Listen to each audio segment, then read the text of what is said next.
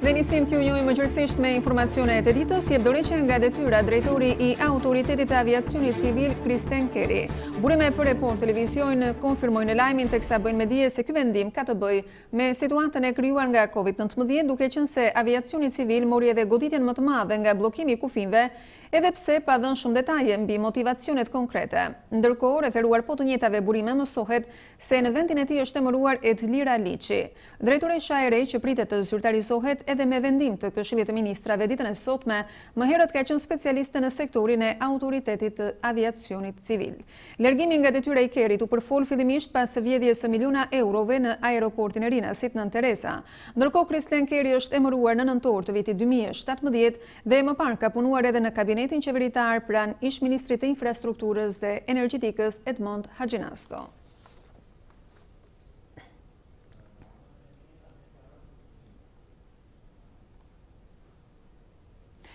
Ashpërsimet në kodin penal për dënimin e qytetarëve të cilët thyen karantinën kanë marrë edhe firmën e presidentit Ilir Meta. Kreu i shtetit e ka mbështetur ndryshimet që kanë miratuar po ashtu edhe deputetët në Kuvendin e Shqipërisë, me argumentimin se bëhen në një kohë shumë të domosdoshme dhe të nevojshme për të gjithë shqiptarët. Presidenti Ilir Meta ka firmosur ndryshimet në kodin penal të bërë në kuadër të luftës kundër COVID-19 dhe ato të dhunës në familje. Kreu i shtetit ka argumentuar para gazetarëve se ndryshimet për ashpërsimin e dënimit për thyerjen e karantinës ishin të nevojshme edhe për shkak të faktit se ende nuk e dim se sa do të zgjas pandemia. Nga kjo gjendje e fatkeqësisë natyrore në cilën ndodhemi, por mbi të gjitha për shkak të boshllëkut ligjor që ka kodi penal, për sa i takon trajtimit të veprimeve që kryhen me dashje dhe qëllimin kriminal për përhapjen e smundjeve infektive, presidenti vlerëson se iniciativa e Kuvendit dhe qeverisë që mbrojtja e shëndetit publik të garantohet edhe nga normat penale, përposa atyre administrative duhet mbështetur. Kreu i shtetit referuar situatës së paraqitur me fasoneri, të cilat janë bërë vatra të rrezikshme për përhapjen e COVID-19, kërkoi mbylljen e tyre. Sa i takon çështjes së ditëve të fundit dhe të lajmeve shqetësuese që kanë ardhur kryesisht nga Kruja apo dhe nga Kurbini, është me mjaft rëndësi të respektohen kudo distancat sociale dhe të ketë kudo standarde të detyrueshme nga institucionet e shëndetit publik për çdo lloj aktiviteti. Çdo lloj nënvlerësimi do të ishte me kostot jashtëzakonshme. Përkundër gjithë artikulimeve politike gjatë kohës së pandemisë, presidenti thotë se nuk është koha për të përdorur apo keq përdorur situatën për pushtet, duke e cilësuar këtë papërgjegjshmëri. Lidhur me shqetësimet që kanë ngritur opozita, unë duhet të vlerësoj që këto kufizime që imponohen për shkak të një pandemie globale duhet të shërbejnë vetëm për të rritur përgjegjshmërinë në menaxhimin e kësaj krize dhe mënyra më e mirë për të rritur këtë përgjegjshmëri, por edhe efektivitetin e këtyre masave është rritja e transparencës. Meta nuk ka komentuar deklaratat e opozitës për rritjen e numrit të testimeve apo për tenderat sekret, por ka kërkuar rritjen e transparencës dhe vëmendjes për shtresat në nevojë. Bashkimi Evropian ka përgati një paketë financiare për të ndihmuar 10 shtete, mes tyre edhe vende kandidate për të aderuar në Bashkimin Evropian, me një vlerë prej 3 miliardë eurosh. Kjo shumë është destinuar në mbështetjen financiare të këtyre vendeve për të përballuar situatën e shkaktuar nga koronavirusi. Shqipërisë janë akorduar në kuadër të kësaj pakete 180 milion euro që do të jepen në formën e një kredie me kushte shumë të favorshme. Komisioni Evropian propozon të ndahen 180 milion euro në formë kredie me kushte shumë të favorshme për të ndihmuar në mbrojtjen e qytetarëve dhe zbutjen e pasojave negative sociale ekonomike, shkruan ambasadori i BE-s në vendin ton Luigi Soreka në një postim në Twitter. Në paket përfshihen Kosova dhe Moldavia me nga 100 milion euro ndihmë, Bosnia me 250 milion euro, por edhe vende në kontinente të tjera si Tunizia me 600 milion, Jordania me 200 milion.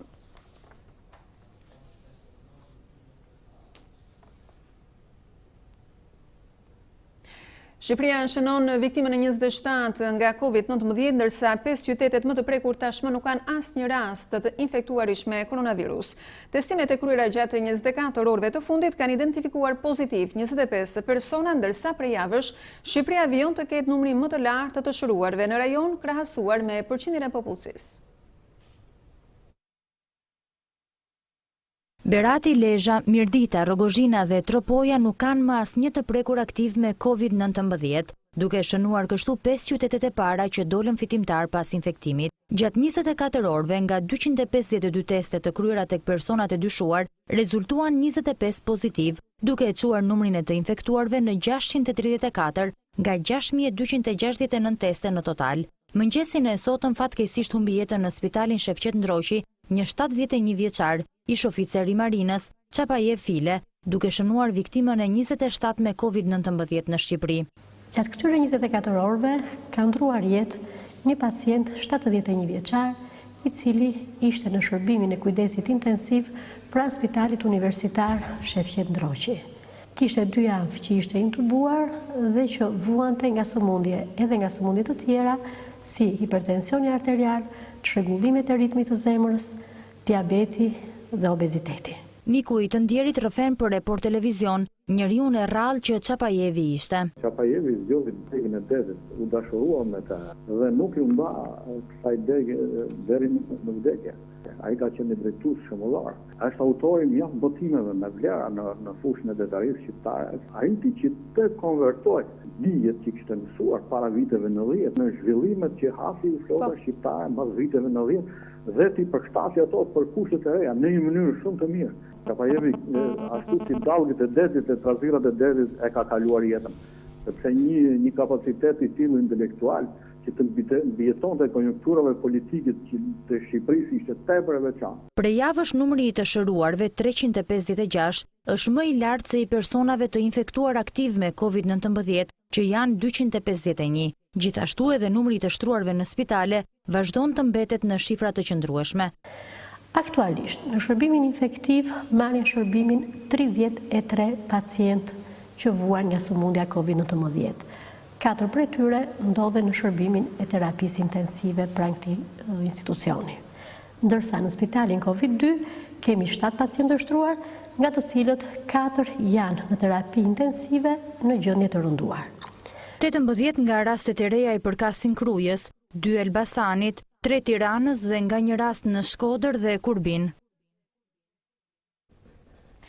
2 fasonerit e Krujës vijojnë të mbeten vatra të rrezikshme të përhapjes së infeksionit Covid-19, ku gjatë 24 orëve të fundit në Krujë janë 18 rastet punonjësve të fasonerisë, ndërsa një rast e kemi në Kurbin. Një tjetër vatër infeksioni duket se është edhe Elbasani, atje është infektuar me koronavirus. Shoferi një furgoni i cili transportonte punonjëset e fasonerisë, po ashtu edhe bashkëshortja e tij. 2 fasonerit në Krujë vijojnë që të mbeten vatra të rrezikshme, ku në 24 orë janë shënuar 18 raste të reja me Covid-19 në Krujë dhe në Kurbin. Në kuadër të hetimit epidemiologjik janë kryer 30 tampon gjatë 24 orëve të fundit, ku 18 rezultuan pozitiv dhe bëhet fjalë për punonjës të 2 fasonerive, Endri SHPK dhe MHV të Muharrem Hoxhës, përfshirë edhe familjar të tyre si rasti konkret. Mes tyre shumica janë gra, por nuk mungojnë edhe fëmijët. Në këtë fabrik punojnë shumë zonja edhe nga fshatra të Kurbinit, të cilat shkojnë në punë me furgon. Deri më tani janë 58 rastet me Covid-19 dhe 28 raste në Kurbin. Një vatër e reinfeksioni me Covid-19 raportohet edhe në Elbasan, 2 persona rezultuan pozitiv, ku bëhet fjalë për shoferin e një fasonerie, i cili transportonte punonjëset në fabrik dhe bashkëshortja e tij e cila është shtëpiake. Burime për Report Televizion bëjnë me dije se gruaja është transportuar me autoambulancë drejt spitalit infektiv në Tiranë, ndërkohë shoferi i fasonerisë nuk ka dashur që të bashkëpunojë për gjurmimin e rasteve që ai ka pasur kontakte për të zbuluar se ku është infektuar apo kush mund të jetë infektuar me Covid-19 nga ai. Pas konfirmimit të 2 rasteve në Elbasan është bërë edhe dezinfektimi banesës së çiftit në Lajmen 5 Maj. Fasonerit janë shndruar në vatra të rrezikshme të përhapjes së Covid-19. Ish-deputetja e Partisë Demokratike Oriula Pampuri bën thirrje qeverisë që të mbyllë fasoneritë dhe punonjësit e tyre t'i paguajë me pagë minimale duke anulluar inceneratorët. Ajo ka bërë të ditur se në të gjithë fasoneritë nuk respektohet distancimi social, po ashtu edhe masat mbrojtëse, dhe janë kthyer në vatra të rrezikshme. Qeveria duhet të kishte mbyllur fasonerit që në momentin e parë të shpërthimit të epidemisë. Ne ja kërkuam këtë, bizneset kanë mbajtur të njëjtin qëndrim, por Edi Rama ka kundërshtuar me kokëfortësi pa dhënë asnjë argument. Rezultati i kësaj vendimarrje të gabuar është 86 persona të infektuar me koronavirus vetëm nga një kontakt që punon në një fasoneri në Kruj. Ka vetëm një arsye pse Edi Rama është i gatshëm të luajë bixhoz me jetën dhe shëndetin e 70.000 nënave dhe motrave. Ai nuk do të sakrifikojë nga parat që ndan me një grusht oligarkësh për disa koncesione korruptive. Anullimi i pagesave për inceneratorët të Tiranës, Fierit dhe Elbasanit mbulon koston e pagesës minimale për 70.000 gra dhe vajza të fasonerive. Ndihmon që virusi të mos përhapet dhe biznesi të mos falimentojë. Në harkun kohor të 5 ditëve janë regjistruar 28 raste të reja me COVID-19 në zonën e Kurbinit, ndërsa banorët atje shprehen të friksuar nga kjo situatë. Në këtë zonë, sigurisht që lëvizjet janë të pakta, pasi rreziku i infektimit është i madh. Zona e Kurbinit është kthyer në një vatër të nxehtë të përhapjes së koronavirusit. Në harkun kohor të 5 ditëve janë identifikuar 28 raste me COVID-19 dhe kjo situatë ka shtuar frikën e banorëve të kësaj zone. Në fshatrat ku janë identifikuar rastet, lëvizjet janë të pakta, pasi sipas banorëve, rreziku i infektimit është i madh. Mes frikës por edhe vështirësive ekonomike, ata tregojnë vështirësitë që po përballen në këtë kohë izolimi. Ka ram me një si ka pasur nuk e fabrika këpuzve në Kruj, po në s'kemi lëviz, edhe nga Afrika, në kalamajt i kam lanë këshpia këtë gjithë. Djali bile ka pas punë sot, nuk e kam lanë me kalu, se thash është i si dijet, në me halina, po të na bjerë ajo punë, të herës kina mundësi fare. Edhe, kina zëllu mrejnë, me gjithë kalamajt. Tash, nga shpirtërisht ekonomikisht, zonat, njëri shmejnë të ere, zonat që të shkojnë. Friksuar janë, po. Duhet me në kishpaja, s'ka tjetër më. Të gjithë personat e prekur nga koronavirusi në Kurbin jetojnë në fshatra, ndërsa gjendja e tyre është e stabilizuar dhe po trajtohen në kushte shtëpia. Gjithashtu janë vetë karantinuar dhe familjet dhe personat e kontaktit me qëllim ndërprerjen e zinxhirit të transmetimit të sëmundjes.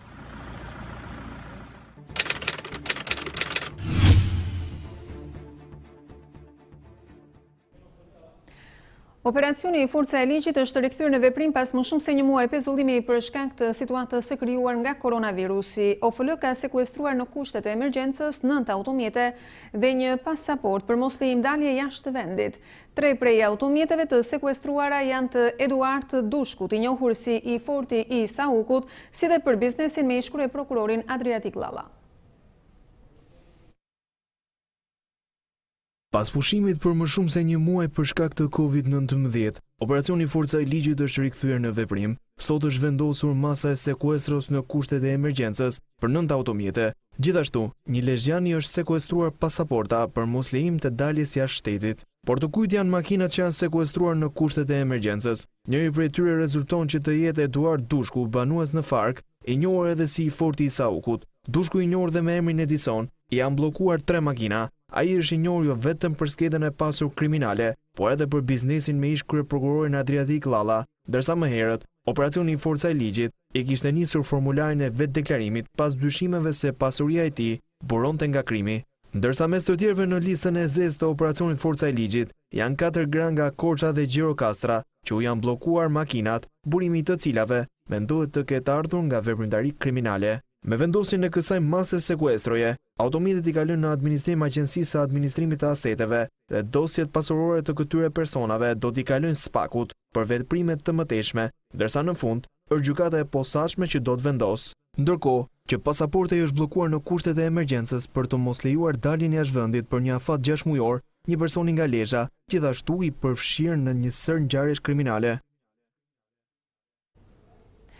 Pesë të dënuar kanë organizuar një revoltë në burgun e Reçi duke përdorur edhe bombulla gazi dhe duke i vënë zjarrin burgut. Report Televizion mëson ekskluzivisht se ngjarja 12 marsit erdhi si pasojë një kërkese të 5 të dënuarve se nuk do të futeshin në dhoma pa ardhur një mjek nga Tirana për t'i vizituar. Situata është neutralizuar pas orëve të tëra negociata, ndërsa 5 të burgosurit janë dërguar në izolim në mbikëqyrje të veçantë në burgun e Fierit. Report Televizion ka zbardhur një ngjarje të rëndë që ka rrezikuar sigurinë e burgut të Reçit në Malsinë e Madhe në datën 12 mars, ku 5 të dënuar organizuan rezistencë duke bërë një revoltë. Të dënuarit që organizuan revoltën dhe që hodhën bombola gazi duke vendosur zjarrin sektorit dhe që më pas u vendosën në regjimin e mbikëqyrjes së veçantë në burgun e Fierit, pra duke u transferuar nga Reçi, janë Tom Vërri, Kristian Pali, Valter Ksolla, Pjerin Dreu dhe Artan Koçeku. Por si ndodhi ngjarja? Në dokumentin që ka siguruar Report Televizion, sqarohet se gjatë orarit të qëndrimit në hol, nga ora 15 deri në 18, të paraburgosurit janë shprehur se nuk futen në përdhoma pa ardhur doktori për vizitë. Sipas dokumentit, bazuar te hetimet dhe dëshmitë pas kërkesës, janë marrë masat për sjelljen e doktorit, por këta të dënuar kanë refuzuar, duke pretenduar se do të vinte doktor nga Tirana. Më pas vijon mëtej dokumenti, këta të burgosur filluan ngjarjet kriminale duke destabilizuar me britma, ulërima, thyerje, vendosje barikade, por edhe hedhje të bombolave të gazit. Thyen depon e sektorit dhe nxorën 2 rafte metalike, me të cilën realizuan një barikadë tek zgara e sektorit, ndërsa dera ishte bllokuar me atak. Është tentuar të negociohet me drejtorin e institucionit dhe shefin e policisë, por nuk u arrit të qetësojë situata. Të dënuarit kanë qenë të vendosur për të shkuar deri në fund. Më pas situata ka vijuar me hedhjen e bombolave të gazit në drejtim të barikadës, ndërsa bombolat të tjera kanë qenë poshtë barikadës. Ky veprim solli përhapje të tymit dhe flakës. Punojësit e policisë bën neutralizimin e të dënuarve dhe shuarjen e flakëve, thuhet në dokument. Mbrojtja dhe të dënuarit pretenduan se nuk ka prova kundër tyre, por gjykata vendosi mbylljen e tyre në regjim të veçantë për 3 muaj në burgun e Fierit. 13 shtetas shqiptar kanë lënë hotelin gjatë ditës së sotme në Korçë. Ata qëndruan të karantinuar për 14 ditë si mas për mbrojtjen dhe parandalimin nga koronavirusi. Por problem mbetet likuidimi i hotelit, për të cilët thonë se janë të detyruar që të marrin borxh për të shlyer pagesën, pasi ishte më e lartë nga sa u ishte thënë në fillim. 13 shtetas shqiptar kanë lënë hotelin gjatë ditës së sotme në Korçë. Ata qëndruan të karantinuar për 14 ditë në hotel, si mas për mbrojtjen dhe parandalimin nga koronavirusi. Por problem mbetet likuidimi i hotelit, për të cilët thonë se janë detyruar që të marrin borxh për të shlyer pagesën pasi ishte më e lartë nga sa u ishte thënë në fillim. Çmimi që duhet të paguajë një person për qëndrimin 14 ditor është 35.000 lekë. Sipas tyre është thënë që do të paguajnë 1.200 lekë për një person në ditë, por në fund u është thënë që të shlyen 2 fishin e shumës. Në shumën prej 35.000 lekësh janë përfshirë fjetja dhe ushqimi. Veç ana rruga ndaj 200 euro që kemi ardhur. Për 700 euro hoteli. 700.000 lekë me tonat. Si 700 hoteli, dhe ushqimi dhe akomodimi tjetër? Po, 700, 2 veta. 2 veta me gjithë djalin. Brenda në hotel si ishin kushtet? Shumë të mira. Kushtet nuk... Lidhur me higjienën, u respektuar? Ato janë të gjitha të mira. Të gjitha të mira. Kontrollet dhe shëndetësore po ashtu, shtruar, që në dogan. Çfarë ju thanë? Po, tani, si gjithë të tjerë, të kuptuat. Doganën, shkrua deklarat që do karantinojnë me shpenzimet tuaja? Po. Pastaj? Veprimet me shpenzimet tuaja. Po, jo me të çmim. Qishte atje, në dogan. 350. Një person? Një. Ako familjes? Me borxh morëm. Shumë e vështirë. Po lidhur me kushtet në hotel, me higjienën, Ja, shumë mirë, ka qenë mirë. Sa keni paguar shumë. sot? 350 lekë. Si ju duket ky çmim? Shumë.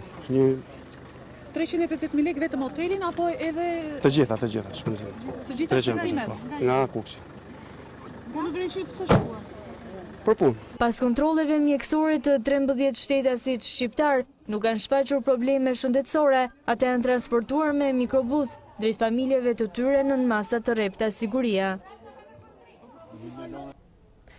Që prej datës 20 mars, urgjencat kirurgjikale dhe patologjitë malinje janë transferuar në Spitalin Universitar të Traumës. Drejtori i Traumës, Arben Zeneli, në një intervistë për Report Televizion u shpreh se deri më tani janë kryer rreth 450 operacione kundër urgjencat kirurgjikale, kanë predominuar dhimbjet e barkut nga apendiciti apo guri në tëmbë. Që prej datës 20 mars, urgjencat kirurgjikale dhe patologjitë malinje janë transferuar në Spitalin Universitar të Traumës. Drejtori i Traumës, Arben Zeneli, në një intervistë për Report Televizion u shpreh se deri më tani fluksi ka qenë i përballueshëm dhe se janë kryer rreth 450 operacione, përfshirë trauma dhe patologji. Situata e curisë të këtyre pacientëve ka qenë në një ecuri krejt normale, pa komplikacione madhore apo vdekje të tyre.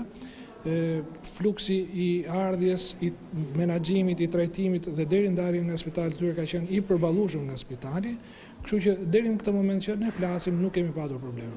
Janë kryer rreth 4000 vizita praktikisht gjatë kësaj periudhe dhe janë në total rreth 450 operacione të kryera, përfshirë traumë dhe këto patologjitë.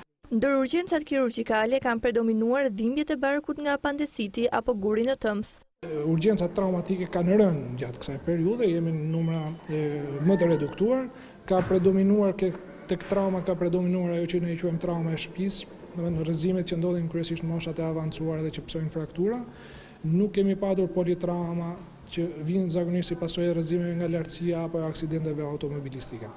Ndërkohë që urgjencat kirurgjikale ka predominuar dhimbjet e barkut nga apendicitët apo nga guret në tëmbë. Në Spitalin e Traumës janë marrë masat mbrojtëse për stafin shëndetësor për shkak të situatës së COVID-19. Pacientët fillimisht kalojnë në një parafiltër përmes dy çadrave të triazhit, ku plotësohet skeda me të dhëna dhe bëhet një ekzaminim primar. Orientimi dhe protokolli është i tillë që çdo pacient që vjen duhet konsiderohet pozitiv. Pra, stafi në momentin që çdo pacient, pavarësisht se ka të dhëna për Covid apo jo, punon i mbrojtur me masat përkatëse mbrojtëse. Aq më tepër kur një pacient ka dyshime të forta ose konfirmohet që është pozitiv. Pra, punon në kushte të cilat e rrezikojnë sa më pak ose as pak personelin mjekësor. Në rast se pacienti dyshohet, atëherë këtu ka ambiente të veçanta të izoluar ku deri në konfirmimin përfundimtar të diagnozës pacienti qëndron i izoluar aty. Zeneli tregon se deri më tani nga stafi i brendshëm i spitalit nuk ka pasur asnjë të infektuar me Covid, por është infektuar një mjek i urgjencës paraspitalore. Personeli i spitalit i brendshëm absolutisht jo. Ndërkohë bëhet fjalë vetëm një mjek i urgjencës paraspitalore që ne kemi në territor që sigurisht është infektuar, aktualisht është i shëruar, pra e ka kaluar të gjithën, e ka kaluar plotësisht pa probleme, janë bërë dhe dy tamponet mbas trajtimit dhe ai është shëndosh e mirë sot, kështu që nuk kemi probleme edhe me të. Vendimi për transferimin e urgjencave kirurgjikale nga QSUT-ja tek Spitali Universitar i Traumës u mor për të lehtësuar kapacitetet e QSUT-s, si dhe për të krijuar zona sanitare të sigurta për pacientët, të cilët trajtohen në spitale jo për COVID-19. Detaje të reja kanë dalë në dritë nga ngjarje e rëndë ku një 72 vjeçar ka abuzuar seksualisht me një 17 vjeçare në Sarandë. Report Televizion ka siguruar dëshmin për të dy palët. 17 vjeçaria ka deklaruar se është abuzuar prej 4 vitesh me radhë, ndërsa 72 vjeçari arrestuar ka thënë se marrëdhënia ka qenë me dëshirë dhe se e mitura e ka provokuar.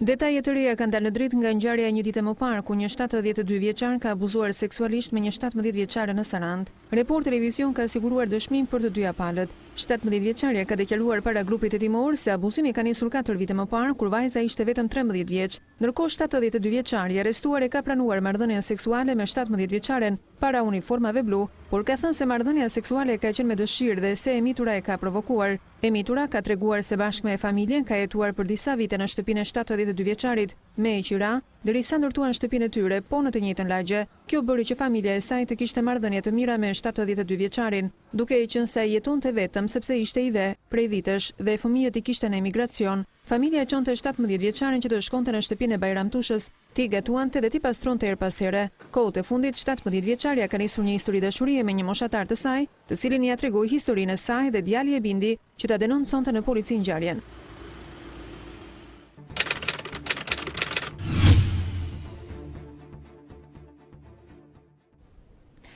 Në Nartë janë shkelur masat për situatën e koronavirusit dhe janë zhvilluar karnavalet. Banorët kanë pasur 2 orë leje për 2 ditë për zhvillimin e karnavaleve, si kremtim pas Pashkës ortodoks. Banorët me maska dhe kostume tradicionale nuk kanë respektuar distancën nga njëri tjetri. U tha se 2020 do të ishte viti parë që ditët pas Pashkës ortodokse nuk do të kremtoheshin më karnavalet tradicionale në Nartë. Por as pandemia dhe as autoritetet nuk e kanë penguar zhvillimin e tyre, banorët kanë pasur 2 orë leje për 2 ditë radhazi për zhvillimin e karnavaleve.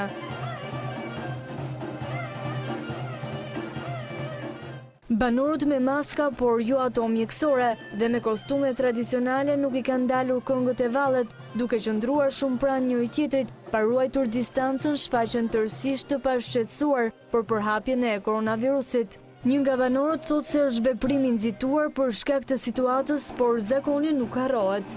Aktivitetet thotë që të nxituar, se ligjet janë që të mos bëhen grumbullime të tilla për të mos përhapur COVID-19. Po ky është një zakon që ka fshati jonë me vite të tëra, edhe është shumë vështirë të harrohet. Ne, duke u ruajtur nga COVID-19, do të triumfojmë mbi jetën, do ta mundim së mundim. Kështu që nuk do të kemi frikë, do të ecim përpara, do të zbatojmë rregullat që ka thënë qeveria. Është për të habitur sepse mangesa e njerëzve, po të paktën mbahet trashëgimia. Se vite të tjera këtu ka qenë një çmenduriti. Po shpjegjur Zotit, ka këta çuna të rinj, edhe me lejen e policisë, këta e festojnë sot. Janë në Greqi praktikisht njerëz. Edhe ata që kishin mundësi të virin, nuk virin dot, derisa sot në këtë gjendje Kiameti, do të thotë që do vazhdojnë. Pavarësisht që shumë të rinj, shumë nga nartë kanë ikur, se ky fshat ka qenë fshat i madh. Edhe pse me më pak vizitorë se zakonisht, pasi karnavalet gjallërohen kryesisht nga emigrantët shqiptarë në Greqi, të cilët si pasojë e mbylljes së kufijve me shtetin fqin nuk kanë mundur të vinë pranë familjeve të tyre, sërish nuk kanë munguar festimet në Nartë.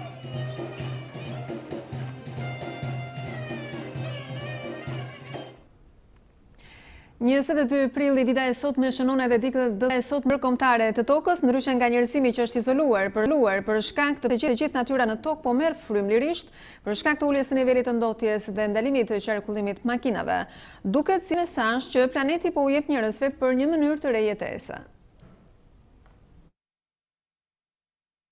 22 prilli shënon ditën ndërkombëtare të tokës. Dita e tokës u vendos 50 vjet më parë në Shtetet e Bashkuara të Amerikës si një thirrje paqësore për një reformë mjedisore, pas një derdhje masive të naftës në brigjet e Kalifornisë. Gjysmë shekulli më vonë, kjo ditë bashkon miliona njerëz në të gjithë globin, duke tërhequr vëmendjen ndaj sfidave të mëdha me të cilat përballet planeti ynë. Tani më shumë se kur po jetojmë në një kohë kur COVID-19 ka gjunjëzuar gjysmën e globit, dita e tokës ofron një mundësi për të gjithë ne për të reflektuar mbi marrëdhëniet tona me planetin, mes mesazhit më të fuqishëm të mundshëm që natyra mund të na befasojë në çdo moment, me pasoja shkatëruese për pothuajse çdo individ. Është një kohë kur shëndeti i planetit dhe njerëzve nuk ka qenë kurrë kaq i rëndësishëm. Çdo gjë e keqe e ka një të mirë, është një shprehje popullore dhe ky koronavirusi, parë në një këndvështrim më optimist, ka lejuar që natyra të marrë frymëlirisht. Ndalimi i qarkullimit të makinave, mbyllja e fabrikave ka ndikuar pozitivisht në përmirësimin e nivelit të ndotjes.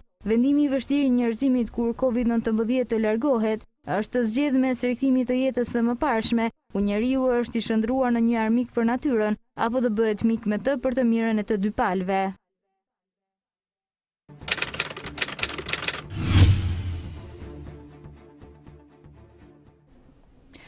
Ndërsa ekipet të shumë të studiuesish në mbar botën janë përfshirëshëm në prodhimin e vaksinës kundër koronavirusit, nesër në Londër nis testimi tek njerëzit i vaksinës së krijuar nga Universiteti i Oxfordit. Ndërkohë, një grup ekspertësh nga Zvicra ka deklaruar se vaksina kundër COVID-19 mund të jetë gati për të testuar në verë.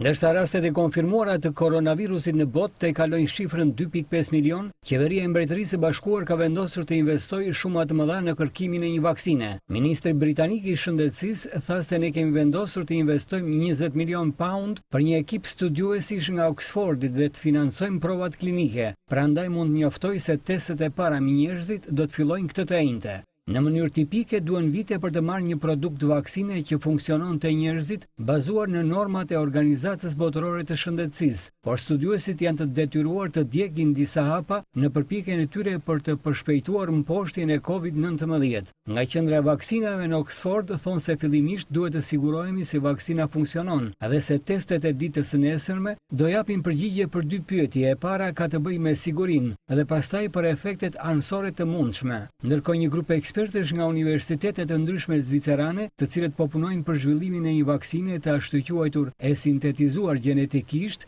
dhe që bazohet në qeliza të ngjashme me ato të virusit, kanë deklaruar se vaksina kundër COVID-19 mund të jetë gati për të testuar në verë dhe duke filluar nga muaji tetor, nëse gjithçka do të shkojë mirë, do fillojë të aplikohet në masë të gjerë. Vaksinat e sintetizuara gjenetikisht janë përdorur me sukses për hepatitin B. Ato funksionojnë duke goditur proteinën që virusi përdor për të goditur qelizat.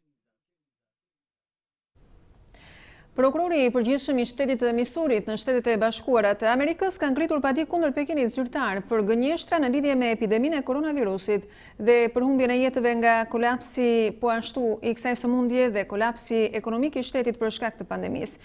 Kjo është padia e parë e ngritur nga një shtet kundër Kinës dhe Partisë Komuniste Kineze. Prokurori i përgjithshëm i shtetit të Misurit në Shtetet e Bashkuara, Eric Smith, ka ngritur padi kundër qeverisë kineze për gënjeshtat e saj në lidhje me epideminë e koronavirusit, për humbjen e jetëve dhe kolapsin ekonomik të shtetit për shkak të pandemisë. Kjo është padia e parë ngritur nga një shtet kundër Kinës dhe Partisë Komuniste Kineze dhe institucioneve të tjera përgjegjëse. Padia e prokurorit të Misurit përmban akuzën për fshehje të informacionit mbi epideminë, arrestimin e individëve në Kinë që ngritën alarmin e shpërthimit të infeksionit dhe mohimin e natyrës së virusit. Pak ditë më parë, në një shkrim të botuar në prestigjiozen amerikane Washington Post, thuaj se Kina ka përgjegjësi ligjore për dëmet pandemike që ka shkaktuar. Padia e shtetit të Misurit vjen në një kohë kur kostot e pandemisë vazhdojnë të shtohen dhe teksa Donald Trump ka akuzuar Pekinin se ka fshehur me qëllim epideminë, kurse presidenti francez Macron dhe kancelarja gjermane Angela Merkel kanë hedhur dyshime mbi preardhjen e koronavirusit. Ndërkohë qindra milion amerikan prej pandemisë janë në bllokim dhe izolim. Rreth 25 milion prej tyre kanë mbetur të papunë dhe në vend janë regjistruar 45.000 viktima, teksa numri i përgjithshëm i viktimave në botë nga infeksioni vazhdon të rritet në mënyrë eksponenciale. Prestigjiozi amerikan Washington Post ka ngritur pyetjen se pse zyrtarët kinezë fshehin koronavirusin, sipas saj ndoshta sepse virusi mund të mos e kishte origjinën organike në tregun e lagësh të Wuhan. Po sipas gazetës, shumë pronar biznesesh në Shtetet e Bashkuara, kohët e fundit kanë ngritur paditë e para kundër Partisë Komuniste Kineze. Gjykimi i çështjes mund të çojë në sekuestrimin e pasurive tregtare kineze, përfshirë çdo të ardhur nga eksportet kineze kudo në botë.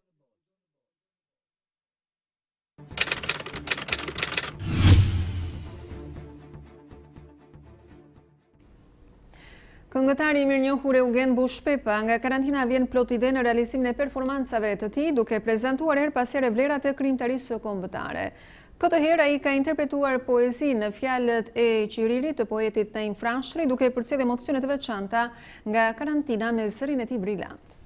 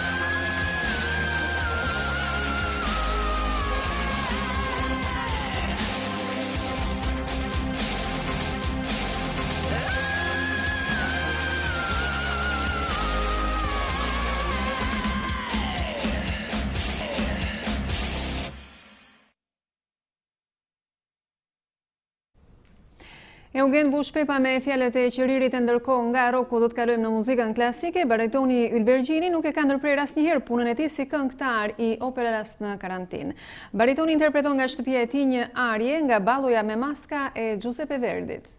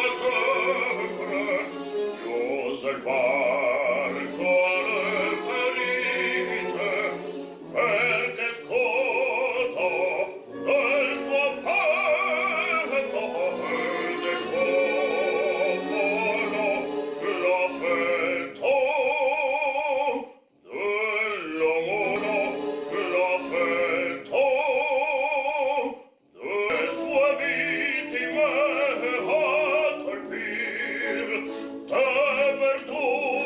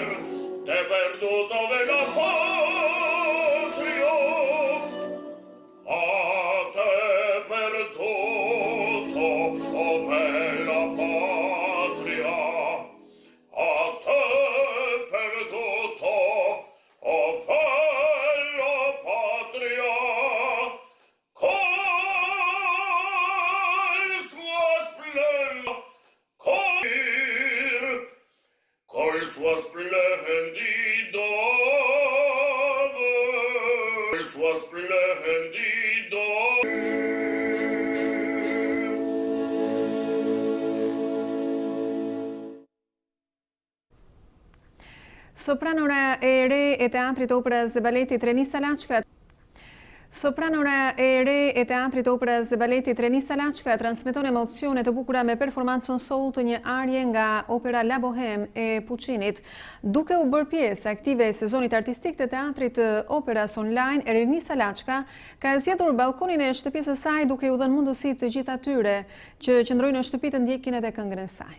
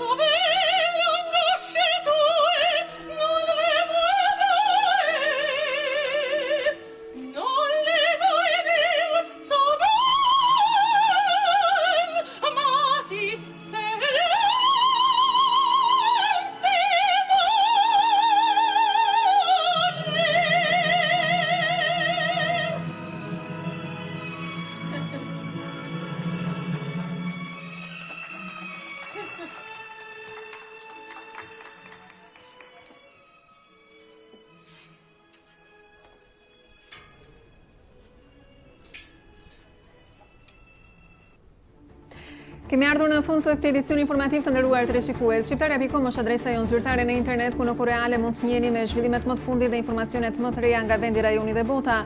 Do të gjeni aty informacione nga aktualiteti, nga politika, fusha ekonomike, sociale, sporti dhe kultura si edhe kronika. Mund të lexoni analiza, opinione dhe intervista të ndryshme. Çdo lajm është i shoqëruar me foto dhe video galeri. Ndërsa mund të gjeni aty edhe një paket dhe platformë shumë interesante e vetmja dhe shumë utilitare me lajme dhe statistika, me teste po ashtu dhe shumë informacione të tjera të përmbledhura në të, titullohet Info Covid. Mund të votoni gjithashtu edhe në sondazhin e ditës dhe të gjeni rubrikat të tjera shumë interesante. Report Televizion dhe shqiptare.com i gjeni gjithashtu edhe në rrjetet tona sociale dhe Report Televizion në kanalin ton në YouTube. Shqiptaria.com dhe Report Televizion e vërteta me çdo kusht. Vjoni qëndroni në shoqërinë e Report Televizion, pas pak do të vijë tek ju emisioni 112 realizuar nga gazetari ynë Antonio Çakshiri dhe në 16:30 emisioni Repolitiks me kolegen Odeta Dume, e cila do të analizojë situatën e koronavirusit në vendin tonë dhe në botë dhe jo vetëm. Shikim të këndshëm bashkë në Upapshi.